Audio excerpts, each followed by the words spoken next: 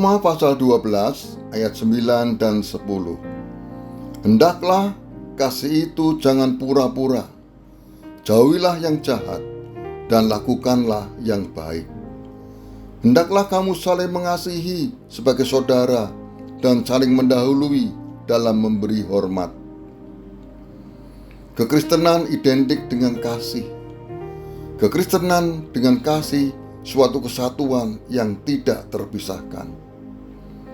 Jika ada orang Kristen tidak punya kasih, sia-sialah kekristenannya.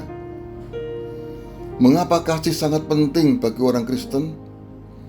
Karena kasih adalah suatu perintah yang harus ditaati, bukan suatu himbauan atau sekedar saran. Markus pasal 12 ayat 30 dan 31. Kasihlah Tuhan Allahmu dengan segenap hatimu dan dengan segenap jiwamu dan dengan segenap akal budimu dan dengan segenap kekuatanmu. Dan hukum yang kedua ialah kasihilah sesama manusia seperti dirimu sendiri. Tidak ada hukum lain yang lebih utama daripada kedua hukum ini. Kata kasihilah menunjuk pada suatu perintah, bukan himbauan atau anjuran, maka seharusnya ditaati. Atas dasar itulah, maka kita harus menghidupi kasih sepanjang perjalanan hidup kita. Kasih yang sama dengan kasih yang telah Tuhan berikan pada kita. Dan hiduplah di dalam kasih, sebagaimana Kristus Yesus juga telah mengasihi kamu dan telah menyerahkan dirinya untuk kita sebagai persembahan dan korban yang harum bagi Allah.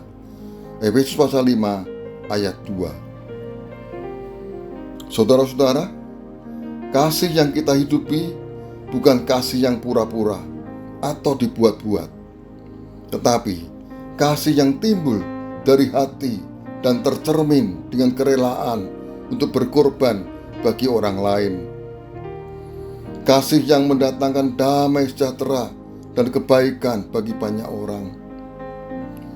Kasih yang menerima orang lain apa adanya, seperti ayah yang menerima dengan tulus anaknya yang terhilang ketika kembali kepadanya.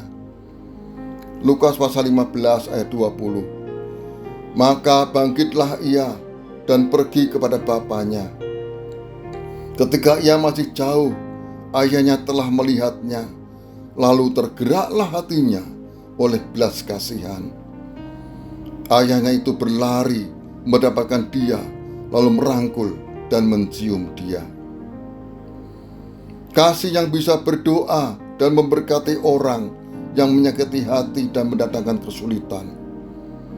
Matius pasal 5 ayat 44. Tetapi aku berkata kepadamu, kasihilah musuhmu dan berdoalah bagi mereka yang menganiaya kamu. Marilah kita bertekad untuk menghidupi kasih seumur hidup kita. Kasih yang sama dengan kasih Kristus yang telah kita alami.